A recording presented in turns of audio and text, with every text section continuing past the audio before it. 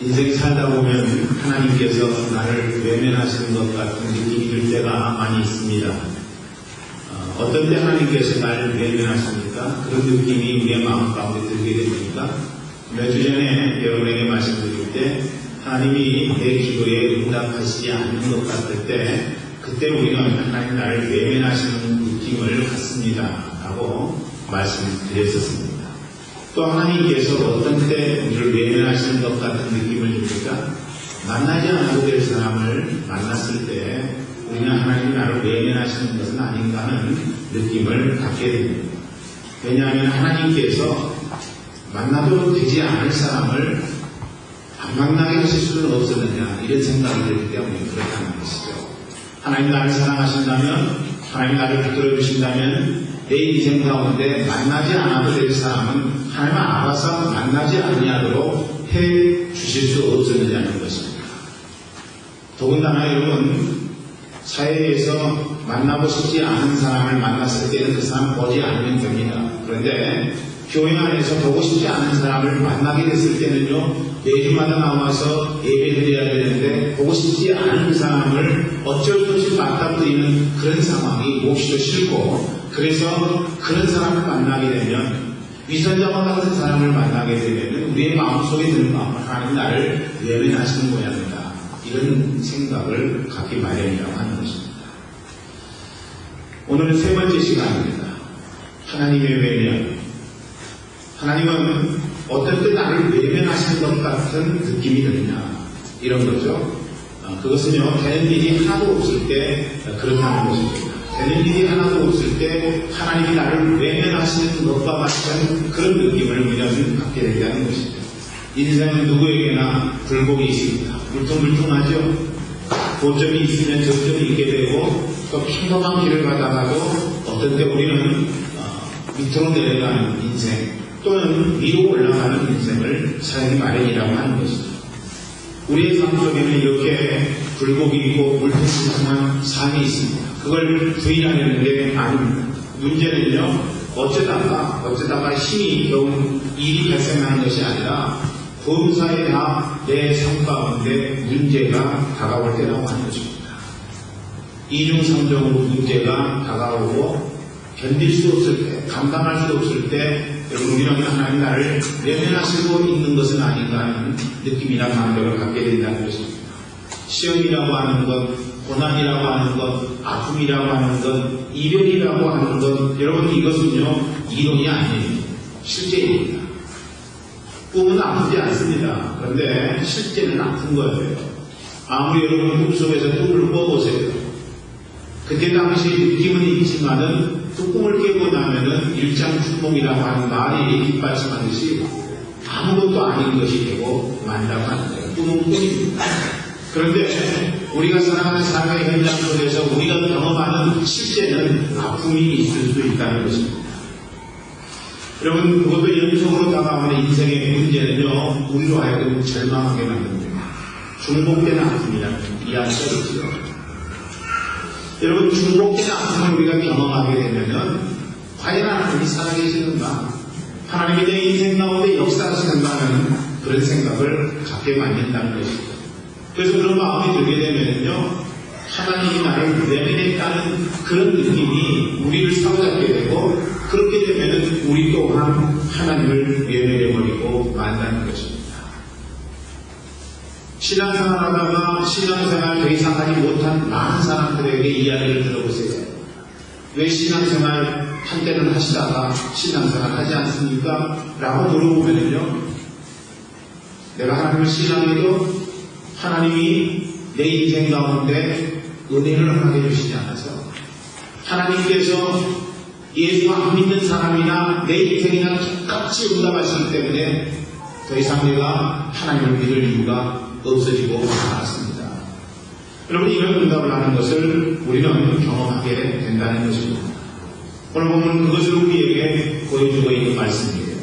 오늘 본문의 17절 말씀을 한번 읽어볼까요? 우리 같이 말씀을 읽습니다. 시작. 이런 무화과나무가 무성치 못하며 포도나무에 열매가 없으며 감람나무에 소출이 없으며 밭에 식물이 없으며 우리의 양이 없으며 외양간에 소가 없을지라도 무엇을 드러내는 상황입니까? 여러분, 지독히 경제적貧困에 처하여 먹을 것조차 없는 궁핍과 실망한 상황을 이야기하고 있는 것입니다. 목축도 되지 않고 농사도 되지 않고 과수에는 열매가 전혀 맺지 아니하는 사회에서 생존을 이어받고 있는 거예요. 아무것도 할 수 없는 무기력함, 내 인생 내 스스로 개척해 나가고 잘되기를 소망하며 응답하는 그 삶이 아무런 삶의 작용도 역사도 없는 것을 이야기하는 것입니다. 우리의 말에 재수 없는 놈은 뒤로 잡아도 코가 깨진다는 말이 있습니다. 그런 것을 지금 이야기하고 있는 거예요. 뒤로 잡아졌는데 어떻게 코가 깨질 수가 있습니까? 그런데 세상 사람들이 흔히 하는 이야기는 뒤로 잡아져도 재수 없는 놈은 코가 깨진다는 이야기를 하고 있다는 거죠. 오늘 본문을 이해하기 위해서는요, 하박국 시대의 시대배경을 볼 필요가 있습니다. 하박국은 요시야 왕 시대 때 활동했던 예언자입니다. 여러분, 요시야 왕은 BC 640년에서부터 609년 동안 통치했던 이스라엘에서는 보기 드문 그런 왕입니다. 우리가 왕의 시기를 잘 감당했던 사람 몇 사람 들라고 한다면 다윗과 솔로몬 그리고 이 요시야 왕을 들 수가 있을 것입니다. 거기에 히스기야 왕도 포함되지요. 그렇게 많지 않습니다. 선왕이었던 사람, 왕의 임무를 잘 감당했던 사람 그렇게 많지 않는데 이스라엘 몇개 왕들 중에서 이 요시야라고 하는 왕은요 참으로 통치를 잘했던 왕이었습니다. 솔로몬 왕 이후에 이스라엘은 두 나라로 나뉘어지게 됩니다. 솔로몬의 이 아들이었던 르호보암이 물려받았던 남유다와 왕위를 찬탈했던 여로보암이 왕이 되었던 북이스라엘 두 나라로 갈리게 되죠. 그런데 여러분, 북이스라엘은요 BC 722년에 북왕 아수르에 의해서 멸망을 당하게 됩니다. 완전히 나라가 없어지는 그런 고통을 경험하게 되죠. 하지만 BC 627년에 아수르 마니팔 왕이 죽게 되자 아수르는 그 영향력이 점차 고대 근동 지역에서 사라지게 됩니다. 요시야 왕은 이때를 기회로 민족 회복을 추구합니다. 뿐만 아니라 BC 621년에 종교 개혁을 단행하여 조국 재건과 영적인 부흥을 같이 동시에 꾀하게 되죠. 당시 국제 정세는요 아수르가 쇠퇴하고 바벨론이 실험 강국으로 부상하는 그런 상황 가운데 있었습니다. 하지만 아수르는 새롭게 발현하는 이 바벨론을 대항하기 시작합니다. 여러분, 이집트와 동맹회에서 한 연합군을 형성하게 되고 이 바벨론을 견제하기 시작합니다. 당시에 남유다는 바벨론과 손을 잡았습니다. 그러니까 바벨론과 손을 잡은 남유다가 한 연합군을 형성하게 되었고 이집트와 아수르가 한 연합군을 형성하게 됩니다. 여러분, 요시야 왕은요 바벨론과 손을 잡고 또 이집트 그리고 아수르 연합군과 전쟁을 치르게 됩니다. 그런데 안타깝게도 그 전쟁에서 이집트의 느부 2세에 의해서 죽임을 당하게 되죠. 전사를 하게 됩니다. 이스라엘은 참 불행한 민족이에요. 요시야 왕이 죽지 아니하고 나라를 재건하여 나가면 아마 고대 근동 지역에서 남유다가 차지하는 비중, 이스라엘이 차지하는 비중은 남달랐을 것입니다. 마치 여러분 고구려의 강백도의 양처럼 민족의 부흥을 꾀하다가 요절하고 마음으로 말미암아 이 고구려가 역사 가운데서 그렇게 신라에 의해서 통일되는 그런 안타까운 상황을 우리는 보게 되는 거죠. 만약에 강백도의 양이 단명하지 아니하고 계속해서 왕위를 완수하고 그리고 중국과 중원을 차지하기 위한 전쟁을 치렀더라면 오히려 중국이 이 땅 위에서 역사를 감출 수도 있었다는 것입니다. 이와 같이 여러분, 요시야 왕이 만약에 유다를 통치했더라면 그 요시야 왕에 의해서 이스라엘은 다시 한번 고대 분동에서 강국으로 자리를 잡았으리라고 저는 생각을 합니다. 그런데 요시야가 죽고 말았다는 것이죠. 풍전등화의 상황입니다. 절체절명의 위기 상황인 것이죠. 유다는 결국 이집트의 속국이 되게 됩니다. 요시야 왕의 넷째 아들 여호아스를 백성들이 왕으로 세웁니다. 그런데 이집트는 그렇게 왕이 세워지는 것을 원치 않았어요. 3개월 만에 여호아스를 폐위시키고 장남 엘리야김을 여호야김이라고 하는 이름으로 바꾸어서 똑똑없이 왕으로 세우게 됩니다. 그러다가 BC 605년에 바벨론의 느부갓네살이 갈그미스 전투에서 이집트 군대를 무너뜨리게 되고 결국 유다는 바벨론의 속국이 되게 되죠. 그런데 여호야김이 바벨론의 조공을 바치지 않게 되자 화나는 바벨론은 여호야김을 포위하고 그리고 예루살렘을 포위하게 됩니다. 그 와중에서 여호야김은 죽게 되고 그 아들이었던 여호야김이 결국에는 바벨론에 항복을 하게 되죠. 그것으로 인해서 전형의 관리들과 전문인들이 함께 유배를 떠나니 이것이 바로 바벨론의 1차 유수라고 그렇게 이야기를 합니다. 포로로 다 잡혀갑니다. 그러니까 내노라하는 사람들, 정치인들, 그리고 사회 지도층들은 전부 다 바벨론으로 잡혀가게 된 것이라는 겁니다. 유다 국민들은 포로로 간 왕을 자신들의 왕으로 인정을 하지만은 바벨론은 어용 왕이 마따니아, 후에 그의 이름이 시드기야라고 하는 이름으로 바뀌어지게 됩니다. 그를 왕으로 세우게 되죠. 결국 유다는 BC 586년에 나라까지 상실에 걸리고 합니다. 이런 정세들의 현대 정치 혼란이라든지 또 민심의 분열이라든지 파벌 전론이라든지 혈세 착취라든지 무제한 이 자의 피흘림 속에서 백성에 사는 말이 아닙니다. 이중 삼중으로 어려움을 겪게 된다는 것입니다. 하박국은 이 포로기 직전 상황을 배경으로 한 에어서입니다. 하박국의 관심은 뭐냐면은 이 같은 급격한 국제 변화사회 속에서 의로운 사람이 어떻게 살아갈 수 있겠느냐 하는 것이었습니다. 요시야 같은 하나님의 사람이 죽었다면은 과연 하나님은 인간 역사에 개입하시는가 하는 의문이 제기된 것입니다. 요시야 왕 같은 선왕이 죽음을 당하고 그리고 이스라엘 백성들이 더 이상 당하지 않아도 될 그런 고통을 경험한다면은 그렇다면 하나님이 선민원상 이스라엘 백성들 가운데 역사하지 않는 것이고 인간의 역사 가운데 하나님이 역사하지 않는다면 당연히 우리의 인생 가운데도 역사할 수 없는 하나님은 아닌가. 어찌하여 선한 왕 요시야를 보더라도 아수르의 명예를 겨우 벗어난 하나님 백성은 또 다른 무거운 불용의 짐을 져야 합니다. 신명기법에 의하면 악한 민족이 선한 민족을 다스릴 수 없다고 말입니다. 하나님은 그 약속의 말씀까지도 상실해버리고 말한단 말입니다.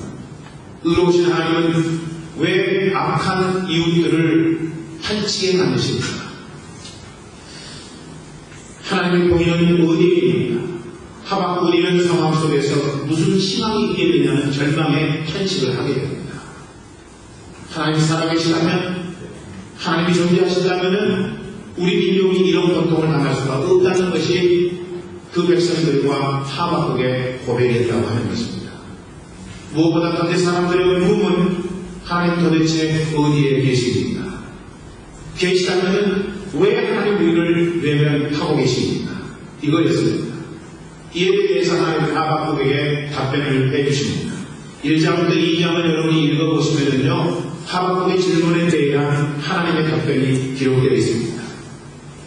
그 답변을 하박국의 기도가 3장에 기록되어 있고 오늘 읽을 본문은 그 마지막 신앙 고백의 정의입니다. 아하, 그래서 하나님을 나는 이렇게 고백하겠습니다. 우리 민족 가운데 하나님의 영광의 은총은 보이지 않았지만 그러나 그럼에도 불구하고 우리를 구원하시는 하나님을 나는 찬양하겠습니다. 이것이 하박국의 고백이었다는 것입니다. 첫 번째 답으로 하나님은 이스라엘 하나님께서 여전히 인간사를 지배하고 계심을 말씀해 주십니다.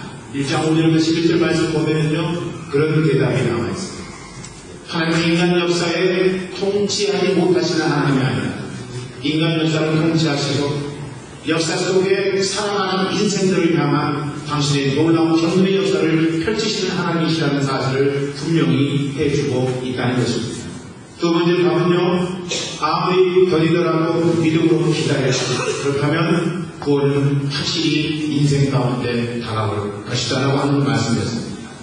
2장 1절부터 3절 말씀을 통해서 하나님은 하박국에게 그렇게 이야기를 합니다. 더딜지라도 기다리면 언젠가 때가 될 때 하나님이 은혜를 주시겠다라고 하는 말씀입니다. 그리고 4절에서 의인은 믿음으로 말미암아 살리라는 그런 놀라운 말씀을 해주시게 됩니다. 여러분 그렇습니다. 의인은요 믿음으로 사는 거예요. 할렐루야.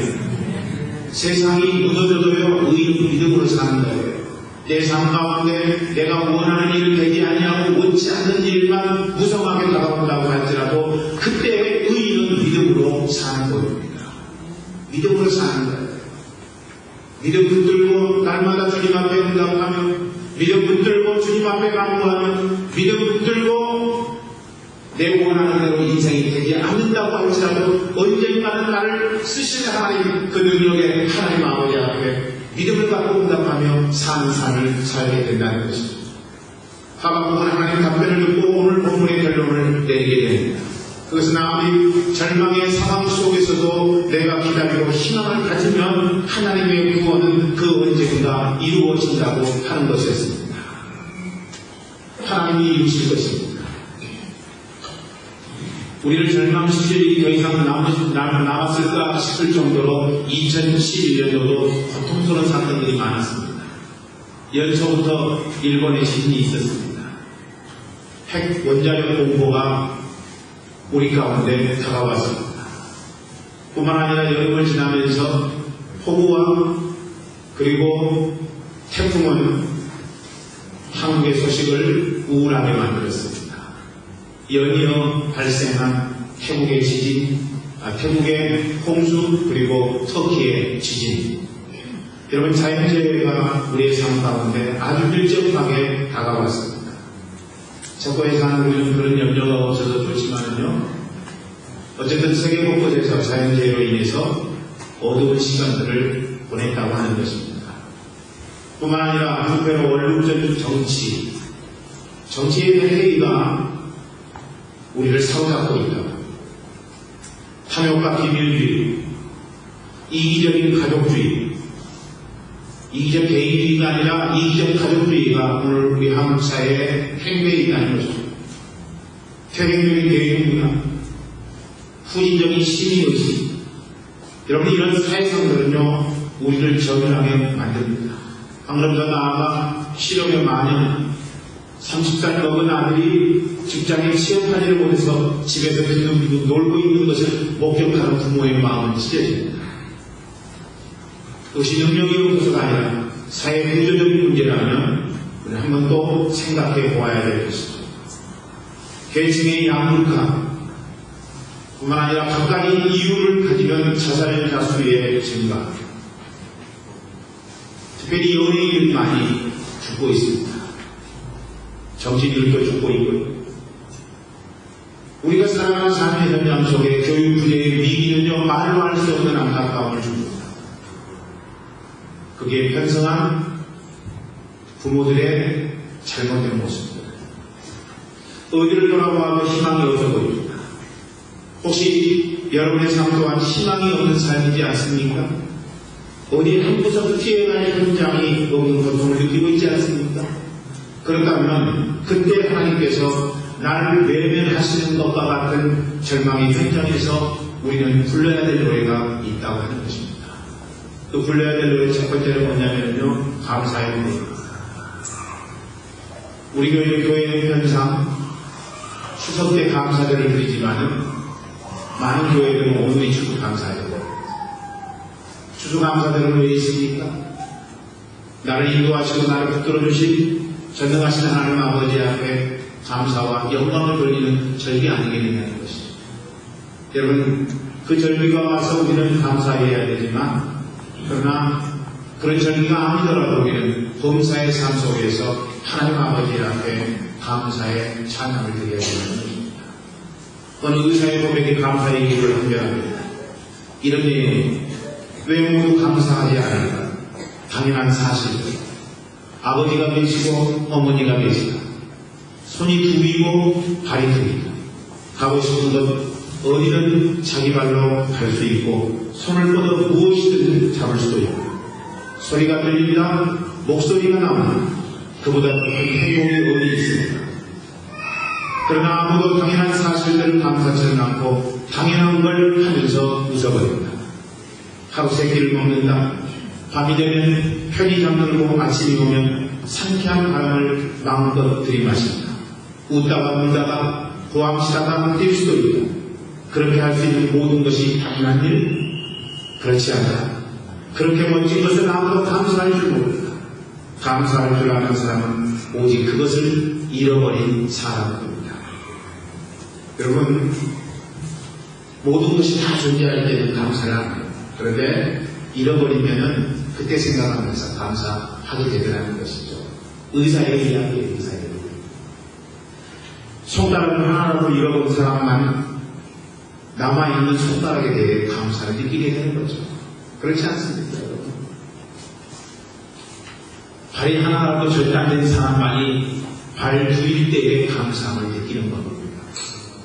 헝가리에 있는 강한주 선교사님은 흑인 여자가 미국에 있을 때 타장하다가 운전하면서 그냥 주차하고 있는 선교사님 다리를 받았어요. 두 차 사이에 다리가 끼었습니다. 그래서 감사하게도 이렇게 인터벌이 있어서 오른쪽 발은 자르지 않았습니다. 그런데 왼쪽 발은 잘랐습니다. 무릎 위를 잘랐어요. 깨어나니까 다리가 한쪽이 없어졌습니다. 그런데 이제 병원에서 퇴원하고 의족을 끼는데 들리는 이야기는 만약에 여기서 10cm만 더 잘랐더라면 의족을 낄 수 없었습니다 하는 겁니다. 무릎이가 잘려진 것에 대해서 감사하더라고요. 하나님이 그래도 의족이라도 끼고 두 다리로 걸을 수 있도록 해주셨습니다. 감사합니다. 건강을 상실한 사람만이 건강의 고마움을 알게 되죠. 건강할 때는 건강의 고마움을 알지 못해요.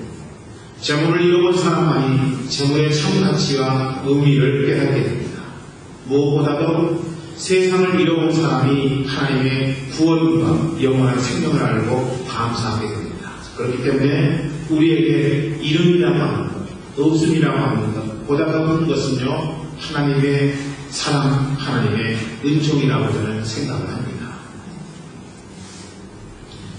하박국 선지자는요, 오늘 말씀의 고백을 통해서 무화과 나무가 열매가 없고 포도나무에 더 이상 포도가 열리지 않는 감람나무에 소출이 오고 같은 나무를 갈아도 식물이 나오지 않는 그런 상황, 우리에는 양이 없고 외양간에는 소가 없는 그런 상황을 경험하게 됩니다. 모든 것이 없은 수성이었음에도 불구하고 그 하박국 선지자의 고백은 뭐예요? 나는 여호와를 인하여 즐거워하며 나의 구원의 하나님을 인하여 기뻐하리라고 고백했다는 것입니다. 여러분, 없어서 이뤄서 안 돼서 하나님의 구원을 그리고 영원한 생명의 충만함을 맛보게 되었다고 노래하시지 않겠습니까? 당연히 여러분의 인생 가운데는 잃어버린 것들이 있어요. 없어진 것들이 있어요. 상실해버린 것들이 있을 수 있다는 것입니다. 그러나 그렇게 없음의 빈 공간 속에 하나님의 것이 채워질 때 그 인생은 그 하나님 앞에서 감사하고 찬양하는 영광 돌리는 그런 인생을 살 수 있다는 생각을 갖습니다. 사랑하는 우리 자매 여러분, 지난 1년 동안에 무엇을 잃었습니까? 여러분 인생 가운데 없어진 것은 무엇입니까? 생각하기도 싫은 그런 사건 사고는 무엇입니까? 무엇을 상실하였어요? 그렇다면 이 아침 그 이름과 없음으로 인해서 오히려 우리는 하나님 아버지 앞에 감사의 노래를 부르십시다. 아멘. 하나님 앞에 감사하자. 그 음성으로 인해서 있음의 의미와 가치를 알게 된 것을 감사하십시다. 오늘 이 시간 이 자리에서 하나님 앞에 예배하는 모든 분들이 어떤 상황 속에서도 심지어는 내가 더 이상 살기가 싫다라고 하는 그런 느낌을 갖는 삶의 현장 속에서도 하나님 아버지 앞에 감사의 노래 부를 수 있게 되기를 주의 이름으로 간절히 축원합니다. 대부분이 하나도 없는데 우리가 불러야 될 두 번째 노래는요, 되게 하시는 하나님의 능력의 이름을 노래하는 것입니다. 되게 하시는 하나님의 능력의 이름을 노래하자는 것. 열심히 살아보려고 했지만 일은 더욱더 꼬여갈 수 있습니다. 여러분의 인생이 그럴 수 있다는 것입니다. 집에서 보내는 학비도 집이 어려워지면서 학비 조달이 어려워지더니 아르바이트가 대해서 보려고 했는데 그 아르바이트도 전혀 생기지 않는 그런 상황, 그런 현실. 사업하기도 힘든데 아내가 아파서 병원에 누워있고 설상가상 아이가 운동을 하다가 다리가 부러진 상황이 우리의 삶의 현장 가운데 얼마든지 있을 수 있다는 것입니다. 직장생활하면서 이상한 소문에 주인공이 되어 신경 많이 쓰이는데 상사의 어처구니 없는 오해는요, 창자가 들리고 그리고 몸이 부들부들 떨리게 할 수 있는 그런 요소가 됩니다. 계속 들어오는 신발의 모래를 저는 여러분들이 이겨낼 수 있기를 원합니다. 어떤 탐험가가 사막을 횡단을 합니다. 다 횡단을 했습니다. 기자가 와서 이렇게 어려운 사막을 횡단할 수 있었던 당신을 축하합니다. 그런데 당신이 이 사막을 횡단하면서 가장 어려웠던 일은 무엇이었습니까? 그렇게 물을 때 기자는 낮에 해일 공포가 저를 너무나도 힘들게 했습니다. 밤에 추위가 나를 너무나도 견디기 힘들게 만들었습니다. 이런 대답을 할 줄 알았는데, 여러분, 그 사막을 횡단한 자의 고백은 계속 걸을 때마다 내 운동화 속으로 들어오는 모래가 나를 가장 고통스럽게 만들었습니다라고 이야기했다고. 여러분, 그렇습니다. 우리의 인생은요, 광야와 같은 사막과 같은 우리의 인생은 생각하지 않았던 모래가 계속해서 우리의 신발 속으로 들어오고, 그래서 그 모래 때문에 고통을 겪고 어려움을 겪고 인생 살기 싫다는 그런 수염을 늘어놓을 때가 많이 있다는 것입니다. 그렇습니다. 이것이 신실한 성도의 현실일 수 있습니다. 신실한 성도들은 하나님의 약속을 신실하게 믿고 그리고 그 하나님 앞에 간절하게 기도하는 사람들입니다. 그런데 그렇게 신실하게 신앙생활하고 신실하게 하나님 앞에 기도생활 하는 그런 삶에도 불구하고 현실은 전혀 나아질 기미가 보이지 않아요. 어려움이 있습니다. 이럴 때 우리는 질문할 수밖에 없는 거죠. 하나님 어디 계시나요? 어느 때까지입니까? 하나님 어디 계시나요? 어느 때까지입니까? 1장에서 어두움의 골짜기에 있던 하박국이 2장에서는 그 골짜기를 벗어나 성 위에 서 있습니다. 그리고 3장에 와서는 하박국은 성 위에 서 있는 것이 아니라 오늘 19절 말씀처럼 자신의 발이 스승의 발이 되어 높은 곳으로 다닐 것이라고 고백합니다. 저는 여러분의 믿음이 3장까지 올 수 있기를 소망합니다. 어둠 속에서 고통하며 괴로워하며 인생의 불만과 불만족에 대해서 읊조리는 삶이 아니라 높은 성 위에 올라오는 삶, 높은 성 위에 올라와서 세상을 바라보고 현실을 바라보는 삶이 아니라 이제는 하나님께서 내 인생을 결국에는 붙들어 주셔서 나로 사슴만이 되어 높은 바위를 마음껏 뛰어다니며 높은 곳에 서 있게 하시려고 하는 하나님을 향한 믿음의 고백. 저는 우리 교회 모든 성도들이 이 자리에 있기를 간절히 축원합니다. 되는 일이 없어도 우리의 삶 가운데 공부한 삶이 계속된다고 할지라도 우리 하나님은 우리를 마침내 높은 산으로 올라가는 자리 되게 하신다는 것입니다. 어떻게 이것이 가능해요? 어떻게 이것이 가능합니까? 여러분 3장 2절 말씀을 한번 읽어볼까요? 3장 2절 말씀 시작. 여호와여 내가 주께 대한 소문을 듣고 올라가나이다. 여호와여 저는 주의 일을 이 수년에 부응케 하옵소서. 이 수년에 나타내시옵소서. 진노 중에라도 긍휼을 잊지 마옵소서. 그렇습니다. 하박국 선지자가 고백했던 것처럼 그는 하나님의 음성을 들었습니다. 주님에 대한 소문을 들었습니다. 여러분, 하나님의 음성을 우리가 듣게 될 때, 그때 비로소 내가 변할 수 있고, 내가 변할 때 우리는 상황을 극복할 수 있는 자리에 있게 된다는 것입니다. 하나님의 음성을 그래서 듣는 것이 굉장히 중요합니다. 하박국 선지자도 하나님의 음성을 들었어요.